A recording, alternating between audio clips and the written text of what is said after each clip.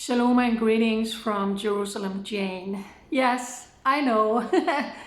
I already made one video to you today, speaking about the hostage release that happened here today with three precious sons of Israel, three fathers who was released after nearly 490 days in brutal captivity in Gaza. And all of them has lost quite a lot of weight, which tells you everything you need to know.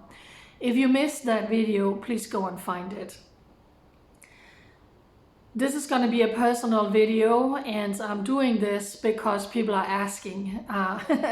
And then I want to answer your questions. And also because I'm at one of those crossroads again in my life. And over the years being here in Israel, people have told me, please just share what's happening with you, what's going on, what's your needs, how can we help you? If you don't tell us, we don't know. And I'm at one of those times now. Because there are also new followers on my social media, I just briefly want to say that my name is Jane. I was born and raised in a small town in Denmark, in a Christian family, growing up in church, reading the Bible about Israel, about God's promises to Israel, about God creating Israel as his land, giving an eternal covenant to the Jewish people. Eternal means internal. It means the Jewish people own the land of Israel. They are not occupying anything. This is their God-given homeland. All of Israel, including Gaza, including all of Judea and Samaria. I started traveling to Israel with tourist group, and it feels like coming home. You feel like you're coming home. My first kind of activism for Israel was traveling by train for 6 hours with my mom to Copenhagen and standing with two big Israeli flags right in the face of the arch-terrorist Yasser Arafat, the terrorist who came up with the lie and deception of Israel occupying Palestine, a Palestinian Arab state that never existed in this history of the world. So my mom and I traveled to Copenhagen, two small ladies standing alone with Israeli flags, wanting to show this terrorist that you cannot come to Denmark without someone standing on the side of Israel. On that day, I really felt the evil when his caravan, his entourage arrived, the sky over Copenhagen opened up and the floodgates opened and rain was pouring down. And I felt an evil I haven't felt before in my life. And that day God started stirring inside of me that one day my life would be connected to Israel in some way. On a trip to Israel with a tourist group, I felt very, very strong when we were out in Ma'ale Adumim that God called me and spoke to my heart and said, one day I will bring you to Israel. I saved that in my heart. Long story short, through other people who knew nothing about this, God started speaking to me about giving up everything I had in Denmark, step out in faith and come to Israel, which I did in 2010 with one suitcase, not knowing anyone except I knew and I felt God had said, would you give up everything and travel to Israel? I was on my face and I prayed for many, many months. I was going back and forth until I made my way here in 2010. And I started writing and blogging because so much is happening in Israel that you don't hear in mainstream media. Eventually I got one of those phones where I could make small videos, and I just started sharing the truth about how this nation, what is really happening here, and what is really happening here is not what you hear in mainstream media. My life changed when I went to the Temple Mount and I started making videos revealing the utter repulsive, evil behavior towards the Jewish people when they were visiting the Temple Mount. Those videos was picked up around the world, including by Hamas, the terror organization who is attacked Israel on October 7th. They wrote an article about me. They started sharing my videos. I was followed around in the old city on the Temple Mount, and my life was threatened, saying, Jane Keel, we know who you are and what you're doing, leave our Aqsa in peace. That made a big newspaper, Israel Hayom, write an article about who is this Danish person who gave up everything and as a civilian came here all by herself, and that was picked up on other news outlets. And eventually I worked my way up to also starting writing for Jerusalem Post on a volunteer basis, just with a blog. And I got a journalist visa and a press pass from the Israeli government, and I have now been in Israel on that status for more than 10 years.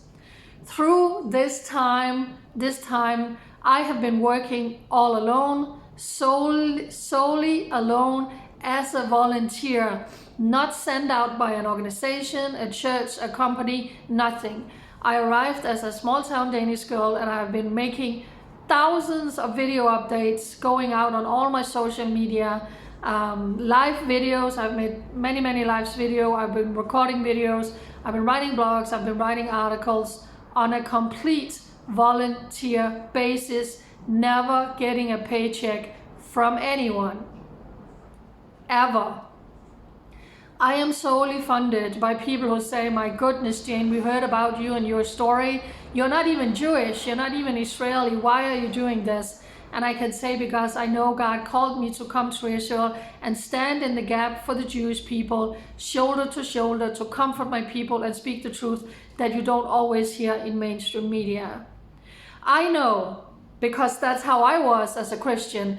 Israel is the land of the Bible. We travel in the footsteps of Jesus. We come here and it's peace, love, and harmony. And you go in and out with your tourist bus and that's it. So what in the world is going on? Why are you constantly reporting about terrorism, terror attack, death Jews, rocket missiles? What is going on? That's not what we thought about when we think about Israel. Well, that is the brutal reality that became my life to share about. Because terror attacks happen again and again and again and again. Thousands and thousands and thousands of terror attacks every year, and thousands of terror attacks that's being thwarted, that's being prevented from happening. Hamas took over the Gaza Strip. Gaza belongs to Israel, it's part of Israel, but the Jewish people was forced out because you got to give up land for peace. You got to give up land. You need to understand, oh, but the Palestinians, they just want land. They want land and then you get peace. Absolutely not. The biggest lie. Hamas turned the Gaza Strip into the biggest terror state in the world. And look what happened. 40,000 rockets were flying into Israel before October 7. And then came October 7. And look what we have endured since October 7. And the trauma in this country, you can't imagine. So that became my, how to say in English, task in life to share with you. And it's tough, and it has been trauma upon trauma upon trauma, because God put the love he has for the Jewish people down in me. I became part of Israel, and Israel became part of me. So like I said, I've been working all alone all of these years, except when I was making live videos with I met someone who became a good friend. He was an advocate for Israel. He was Jewish. His name was Eifold. And we made some very popular live videos until I had to go on and say that now he had been brutally, savagely murdered in a terror attack. And the vile terrorist who murdered him is being released now in order for precious innocent civilians to come home, to come out of the tunnels inside the Gaza Strip. So like I said, I've been doing this all alone for more than 10 years on a volunteer basis with no salaries. And being a single woman who came here 10 years younger, and now I'm in a completely different place in my life. Yes, I passed 50. I have different needs in my life, and it's tough to be the one who always have to share about terrorism when you don't have a strong boyfriend or a husband who says, honey, come here, let me hug you and kiss you. And, you know, I know it's difficult. You just did all the reporting about horrendous terror attack. Let me go and do the shopping, or let's cook together. When you're single and you're standing in all of this, and it's trauma upon trauma, you work alone, you cook alone, you shop alone, you haul home alone, not driving without a car. It's tough, and it's been like that for 10 years. And again, only living by donations from people who say, Jane, how can we bless you? My goodness, we have seen your sacrifices, and we know you are doing this out of love for Israel, for the Jewish people, but we can't even imagine how hard it is. How can we send a blessing? So because people have asked a little bit about me and my story and how can we bless you, how can we help you, I'm also standing now in exactly 2 months I have to move. And that's the third move in 5 months, and my body hurts and I'm tired. And living in Israel in an apartment here, and again, I passed 50, I have needs, you know, I need fully furnished, I don't have anything, I need fully furnished. It's several $1,000s a month to have a fully furnished apartment, and then utilities and house tax, and then comes everything else. So yes, I'm at a crossroad now again where I'm saying, moving forward, I cannot continue to do everything by myself. It is simply too emotionally, mentally, and especially physically hard. I carry a lot of trauma like the rest of this country. So anyone who says, wow, Jane, how can we be a blessing? I want to send you $10. I want to send you $200. A dear friend of mine in Los Angeles set up a GoFundMe page. And that page tells my whole testimony. If nothing else, if you want to know about me, go on that GoFundMe and read my story. And anyone who want to send a blessing on GoFundMe, please do. And if you just want to share it out so you can reach people I can't reach, I would be very, very grateful. There is a PayPal for those who want to use that, and there is a tax-deductible donation platform for anyone living in America. It's open for the whole world, but if you're in America, it's tax-deductible. So moving forward, I need to settle in a long-term, fully furnished apartment with good landlords, and not someone who promised you something and take it back like where I am right now. I passed 50. I have done this by myself, working as a volunteer without salary, and it has been a blessing, but it has also been tough. So moving forward, I need a little bit more stability. People are also telling me, Jane, you need to take better care of yourself. You haven't left Israel for many years, actually. You need a vacation. You need to pull back once in a while with who you are and what you're doing, and carrying so much trauma. And, you know, your task in life has just been to share about all the terrorism and terror that is facing the Jewish people simply for being Jewish, living in their God-given homeland. And look where we are at right now. We still have hostages inside of Gaza. And in order for those civilians to come home, we have to release, and I'm saying we because Israel is part of me and I'm part of Israel and I'm not Jewish, but Israel has to release all of these wild terrorists who has murdered hundreds and hundreds of Israelis in horrendous terror attack. So I will never be out of job as long as the Israeli government continues to renew my visa. I will be here. I will stand united with the Jewish people. I will speak my heart out. But it would also be nice to have some help moving forward, to help make videos and to go out and have a cameraman, an assistant, and a driver moving forward. So sorry for a little bit of a long video, but this is where I'm at right now.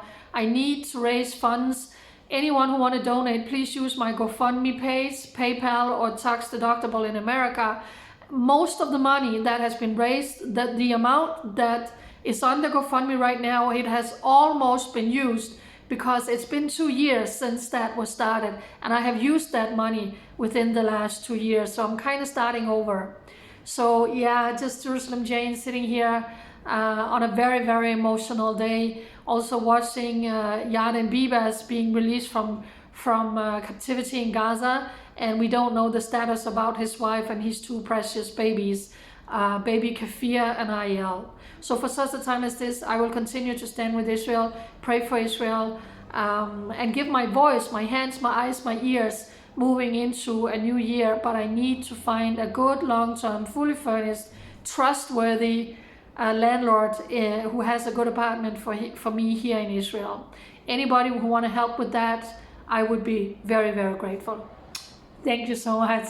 Bye.